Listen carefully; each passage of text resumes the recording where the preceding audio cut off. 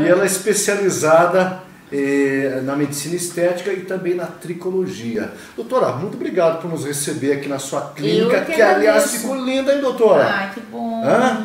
Fazia tempo que a gente não se via. Nós estamos aqui no bairro do Batel, Avenida Batel, e a doutora remontou aqui essa clínica e ficou muito bonita. Obrigada. Doutora, o assunto de hoje é o seguinte: homens e mulheres que perderam os cabelos, que estão se sentindo assim com baixa autoestima. O que dá para fazer? E antes eu vou responder o seguinte: quais são os motivos da calvície, tanto para o homem quanto para a mulher? Isso é uma coisa bem interessante, Mário, que eu gosto de frisar muito quando o paciente vem no consultório. Meu cabelo está caindo. O que a pessoa faz primeiro? Ela vai numa farmácia, ela compra uma vitamina por conta própria e não faz uma consulta. Então a gente tem que especificar primeiro qual a causa da queda de cabelo. Perfeito. A gente tem, para a gente ser mais simples, vamos dividir em duas causas, tá? Que é a alopecia androgenética, a calvície, né, conhecida popularmente como calvície, e a gente tem o eflúvio telógeno, que são quedas temporárias que acontecem por algum motivo. Às vezes uma deficiência de ferro, ferritina, estresse, mulher no pós-parto, a própria quimioterapia. A pessoa perde todo o cabelo, isso assusta as pessoas porque ela vê o cabelo caindo, ela vê pela casa o cabelo, mas não existe a morte do folículo. Na alopecia androgenética, o cabelo ele cai por um motivo que já fala androgenético. Então a gente tem os andrógenos, que são os hormônios masculinos que estão envolvidos, e o fator genético. Então a pessoa nasce com um gene para isso. Mas isso aí no caso dos homens. E mulheres, tem a questão hereditária também? Também. E aí existia antigamente uma questão que o gene vinha só da mãe. Isso caiu por terra. Tá? Então assim, a gente sabe que o gene pode vir tanto do lado paterno quanto do lado materno. A criança, ela nasce com o gene. Quando ela vai desenvolver a alopecia androgenética? Quando ela entrar na adolescência, em que os hormônios masculinos aflorescem. Então, pelo que você está falando, tem homens bastante jovens que já começam a mostrar sinais que, quando chegar na idade adulta, já vai estar calvo. Já. É isso? E é interessante, Mário, essa questão, por que alguns homens desenvolvem mais cedo? Eu já cheguei a fazer transplante em paciente de 27 anos que já não tinha mais praticamente nada, tá? Porque o gene ele tem penetrância diferente nas pessoas. Então tem gente que vai desenvolver mais rápido e tem gente que vai desenvolver por volta dos 30, 40 anos. Claro que o prognóstico para essas pessoas vai ser melhor. Tudo vai depender do organismo de cada um. Mas essa diferença entre o eflúvio telógeno e a alopecia androgenética é muito importante. Por quê? O paciente às vezes ele vai tratando sem saber que ele tem uma alopecia androgenética. E ele vai perdendo fio que não vai voltar mais. O eflúvio telógeno, quando você descobre a causa, por isso que eu sempre trato os pacientes, eu nunca trato um paciente sem antes fazer exames laboratoriais. A gente tem aquelas imagens da tricoscopia, que são as imagens que eu faço para analisar o fio. Ali eu consigo ter uma ideia se é um eflúvio telógeno, uma queda temporária, e que está acontecendo bastante hoje, né, por conta do Covid. Isso é muito interessante. Doutora? Paciente pós-Covid está tendo muita queda de cabelo. Olha, isso aí é objeto de estudo já. Eu tenho atendido muito paciente. Claro, tem a questão do estresse que a gente está vivendo e tem também a questão do vírus que age no organismo. Enfraquecendo o organismo? E aí a pessoa tem essa queda que assusta. Então as mulheres vêm aqui puxando e sai cabelo mesmo. Isso não acontece na alopecia androgenética. Na alopecia androgenética, o paciente percebe que ao longo dos anos o cabelo dele vai diminuindo em volume. Bom, gente, seja temporário ou seja por questões genéticas. Vamos ver como é que se trata essa questão, doutora? O que a medicina que evolui, a cada dia surgem novidades e a doutora Fernanda sempre está na vanguarda, né? Sempre pesquisando, então é que ela atende não só aqui no Paraná, mas como também no Mato Grosso, é isso, sim, doutora? Lá você também tem uma clínica. Eu fazia também, agora a gente parou, mas na outra vez falei sobre a pesquisa com as células-tronco que a Sim, gente sim. fazia para alopecia androgenética, né, que a gente teve uns resultados bem satisfatórios. Mas assim, na questão androgenética, hoje existe uma medicação que é a medicação padrão ouro, quando você está no estágio inicial, que é a finasterida. Então a finasterida hoje é a única medicação aprovada pelo FDA como sendo segura e eficaz. Mas ela vai fazer o quê? Vai retardar a queda a morte do bulbo capilar? Ela age na enzima que converte a testosterona em DHT. Aí é mais complexo, mas enfim, um paciente no início, quando ele chega para mim no início, a gente consegue estabilizar o processo. Hoje fica calvo quem quer. Olha só. Se ele chegou para mim no início, a gente consegue manter, tá, o cabelo dele, mesmo ele tendo o gene e tendo os hormônios, que a gente não consegue tirar do corpo da pessoa, mas ele vai tomar a medicação e ele não vai ficar calvo. É um drible no tempo. É isso, doutora? Isso. Eu chego com um paciente que já está num grau já avançado, o que a gente tem? O transplante capilar. Bom, então olha só que interessante. Prevenção continua sendo a alma do negócio. Quanto antes, o tempo aí é um fator determinante. Isso. Se o jovem, o homem jovem, vê que está caindo em excesso, ele passou por uma amnésia e viu que é genético, existem então medicamentos hoje que retardam a queda. Existe. É isso? Por isso que eu fiz muito isso para o paciente. Por exemplo, você não é calvo, né, Ok. Marco? Mas o teu filho, se você fosse calvo, o teu filho hoje, com 17 anos, você falou, você poderia fazer um exame de sangue, por isso que eu falei. Ok. A gente analisa este hormônio laboratorial, um exame de sangue. Se ele tem um nível alto desse hormônio, a gente vai retardar com o uso da medicação. Uma probabilidade de vir a ser calvo. É isso? Ó. De pai para filho. Então você tem como retardar. Tem como Olha retardar. que bacana, hein, gente? Que bacana. O que acontece? Que eu te Isso falei- serve para mulheres também, doutora? Ou é diferente? Aí é Porque- diferente, é um pouquinho diferente. Porque a calvície, no caso, para a mulher, ela é diferente do homem ou não? Estou falando besteira. Ela Quando um fator genético, por exemplo. Não, a questão dos hormônios e a genética é igual. O que acontece é que na mulher, ela acontece mais tarde. Ah, Tá? perfeito. Existem perfeito. sim casos de mulheres jovens com alopecia androgenética, mas é mais raro. Por quê? Porque a mulher, quando ela está na idade fértil, os hormônios femininos conseguem retardar a ação do DHT, do hormônio que vai matar o bulbo, que vai matar o fio do cabelo. Quando a mulher entra na menopausa, o DHT começa Parou. a agir. Então é muito mais fácil a gente ver a mulher com alopecia androgenética pós-menopausa. Uma curiosidade é aquela mulher que vai ficando, não sei se é o tema aqui, mas já que estamos falando do cabelo, né? E eu tenho certeza que as mulheres que estão nos assistindo vão gostar dessa informação. E aquela mulher que vai ficar ficando com o cabelo ralinho, doutora.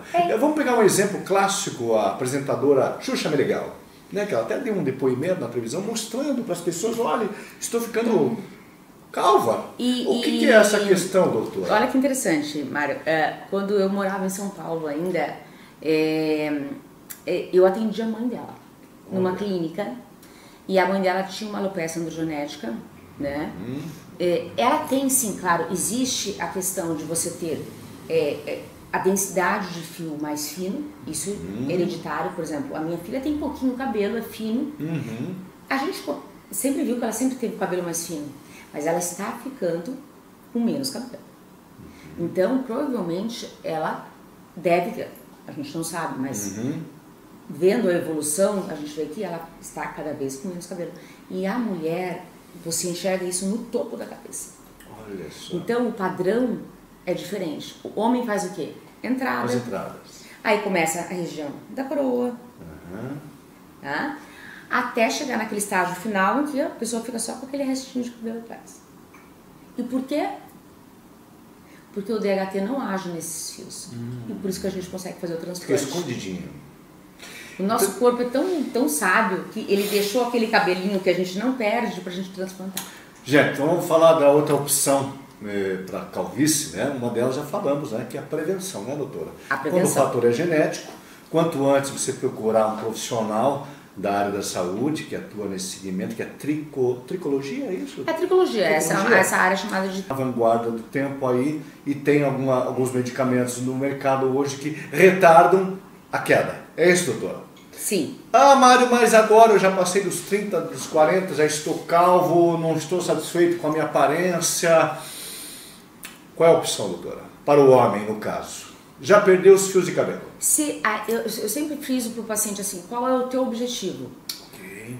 Você quer voltar a ter o cabelo que você tinha antes? Ou você quer estabilizar o processo aqui, que a gente consegue fazer com medicação, e conseguir com os fios que estão mais fininhos, porque na alopecia androgenética ocorre o processo de miniaturização do fio. O fio vai ficando mais fino, é o que você falou. Né? Até ele cair, morrer. No momento em que a gente estabiliza o processo, aquele fio ele vai começar depois a engrossar. Tá? Então, se ele falar assim, não, eu só quero dar uma engrossada e estabilizar o processo aqui. Ótimo, medicação. Não, eu quero voltar a ter o cabelo que eu tenho. Não existe milagre, né? É o transplante. Então, eu sempre falo para o paciente, não acreditem, vamos fazer sessões de tratamento em tudo que é lugar que você vê. Tem creme que você passa na farmácia, tem massagem com aloe vera, tem...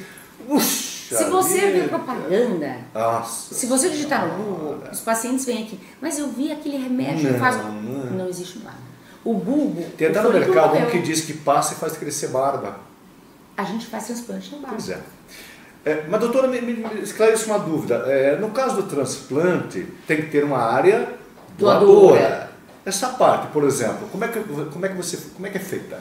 Então, essa região, como eu expliquei, que a gente não perde porque não sofre ação do DHT. Que são as partes mais aqui. Mas essa região... O quê? Essa não cai. Você pode chegar no estágio final que você vai perder tudo e vai ficar só com essa região de trás. É a área doadora, que a gente chama. Tá? É o cabelo bom, é o cabelo grosso, o cabelo que não sofreu a ação do hormônio. E não vai sofrer. Tá? Então, ali é a área doadora, da onde a gente retira os fios. Muitas pessoas perguntam assim, eu posso pegar cabelo de outra pessoa? Não. Não pode. Não pode. Teoricamente, Mário, é um transplante como um transplante de órgão. Está sujeito à rejeição. Você vai tomar imunossupressor para o resto da vida? Desnecessário. Para estética? Não vai. Então o cabelo tem que ser seu. Bom, muito bem. Digamos que o candidato a ser cabeludo tem uma boa área doadora. Ótimo. Qual é o nome da técnica que você utiliza? Hoje, a técnica que a gente escuta falar é a técnica FUI. Que é a extração de unidade folicular. Então, antigamente, o que a gente via? Aquele corte, que era outra técnica que chamava-se FUT, tá? Onde a gente tirava... Uma tirazinha? Tanto que você vê pessoas que têm uma cicatriz linear nessa região. O que acontecia ali? Não se tirava uma unidade folicular. Daquela faixa, eles utilizavam 3 ou 4 unidades foliculares e implantavam. Cortavam ela, fatiavam e... Colocavam 3 ou 4 num lugarzinho. Por isso tinha aquela aparência e aquele estigma do cabelo de boneca. Perfeito. Eu não ia falar isso, mas já que a doutora falou isso. Pois é. Bom, isso aí faz parte do passado. Qual é a técnica hoje, vanguarda, top de linha, onde você já ouviu dos seus pacientes um feedback positivo? Que é a técnica que a gente tem utilizado mais, que é a extração. Então a gente fio tira a fio. A gente chama de a unidade folicular, Mário, ela pode ter 1, 2 ou 3 fios. Às vezes até 4 fios. E essa é uma região que geralmente a gente tem 2 a 3 fios. Então essa unidade folicular é retirada por inteiro com um aparelho, que é um implante. Tá? É um aparelho que a gente tira. Não existe mais corte. A gente faz... a retirada é muito importante para o resultado estético final. Porque eu não posso pegar a área doadora e tirar de qualquer maneira. Eu não posso tirar um do lado do outro. Então eu vou tirar um, dar um espaçamento, tirar outra unidade folicular, dar um espaçamento, para quando o cabelo crescer atrás, ficar imperceptível. Qual é o nível de satisfação? E fala também para a gente do pós-operatório desse procedimento. Para o paciente, é maravilhoso. Todos adoram. Primeiro, menos dor no pós-operatório por não ter corte. Perfeito, tá? já é um avanço. A estética de você estar colocando, para nós, óbvio, é muito mais trabalhoso. Uma cirurgia de transplante hoje em média 8 horas. Ok. Cirurgia, tá? Você está implantando, depois que a gente retira toda a área doadora, a gente vai colocar fiozinho por fiozinho. Em geral, uma cirurgia de 8 horas, vamos dizer que a gente tira 4.000 unidades foliculares. E se você colocar o dobro, pensando que cada um tem 2 fios, você está implantando 8.000 fios em 8 horas. Claro que eu faço isso com uma equipe, eu não trabalho sozinha, tá? Em relação ao pós-operatório, existem sim uns cuidados, tá? Por quê? Porque o enxerto, ele não pode ser deslocado do local onde a gente colocou. Então, o paciente, nos primeiros dias, a gente pede que ele durma de barriga para cima, com a cabeceira mais elevada, tá? Existe um desconforto, um edema que pode acontecer pela anestesia, então ele faz um edema, e isso... Como risco de qualquer procedimento. Às vezes um hematoma, um edema na região periorbital, na região... Isso a gente orienta o paciente. A lavagem é muito importante para que esse enxerto não saia. Senão a gente perde o enxerto. Tá? Então a gente... São orientações, alguns mas cuidados são coisas básicos. Muito fáceis. Perfeito. A volta ao trabalho, Mário, é rápida demais também. Então o paciente, se ele não se importa de dizer que ele fez o transplante, ele pode voltar a trabalhar com 3, 4 dias. Se ele não quer que os outros saibam, 2 semanas ele pode voltar a trabalhar. Ótimo. Vamos falar o seguinte do resultado, então, doutora, para finalizar o nosso bate-papo. Nós somos ansiosos, né? Somos. É natural do E ser eu falo humano, muito né? também. O ser humano quer resultado. Muito bem, o homem ou a mulher passou por um procedimento como esse aí do FUI, né? Do FUI. Como é que vai ser o resultado? Como é que ele vai ver esse resultado? Estamos pensando em alguém que passou aí 10, 20 anos da sua vida calvo, né? Ele quer olhar no espelho e dizer, meu Deus do céu. Essa pergunta só foi ótima. Então, doutora. Por quê? Porque a pessoa acha que ela vai sair dali e já vai sair cabeludo. Okay. Obviamente, a gente... os fiozinhos, eles são bem curtinhos. Okay. Em torno de 3 semanas, Mário, esses fios, de 70% a 90% desses fios vão cair. E o paciente fala, meu Deus... Perdi a cirurgia. Perdi a cirurgia. Mas o segredo é que... Ele já está a semente está plantada. Já. É isso, gente. Então, o melhor resultado... A semente está plantada. Então, assim, eu digo que é de 6 meses a 1 ano. 6 meses, tá? Ele já vai ter o resultado. Se não pensar, a pessoa passei por um transplante. Não, vai sair com fios de cabelo, não. Vocês estão plantando ali o bulbo capilar, né? Então, obviamente que vai crescer dali a 4, 5 meses, vai começar a crescer o cabelo. 6 meses ele já está super feliz. Que bacana, um ano, hein, ele está... Que maravilha. Bom, você está vendo hoje que esse assunto é muito importante, que mexe com o quê? Com a saúde. Por que com a saúde? Porque a aparência está ligada à nossa saúde, né? A nossa autoestima, a nossa diminuição do estresse, da ansiedade, de poder a pessoa ter liberdade para interagir no seu meio social com toda a segurança. Não que a pessoa que seja calva, né, tenha que ser, tem gente que gosta, beleza. Mas tem pessoas que não se sentem bem, e é isso que nós estamos falando, da pessoa estar se sentindo bem, né, doutora? E é interessantíssimo como tem aumentado a procura. Bacana. Bom, a doutora Fernanda mantém nas redes sociais uma página muito bem interessante, sobre dicas, muitas fotos, antes e depois. É o Instagram da doutora? Como é que está no Instagram? Marcos, coloca aqui na tela. Como é que é o Instagram? É Zanenga F. Zanenga F. Ok. Tá? E tem também o nosso site. Qual é o site? Que é o www.fernandazanenga.com.br. No Instagram eu falo mais sobre outros assuntos, então é mais... Maravilha. O paciente gosta de ver mais o Instagram. Maravilha. Então tá aí. Lá no Instagram... Zanenga F ou através do site da clínica, que é Fernanda Zanenga, ok? Nos dois você encontra dicas, sugestões.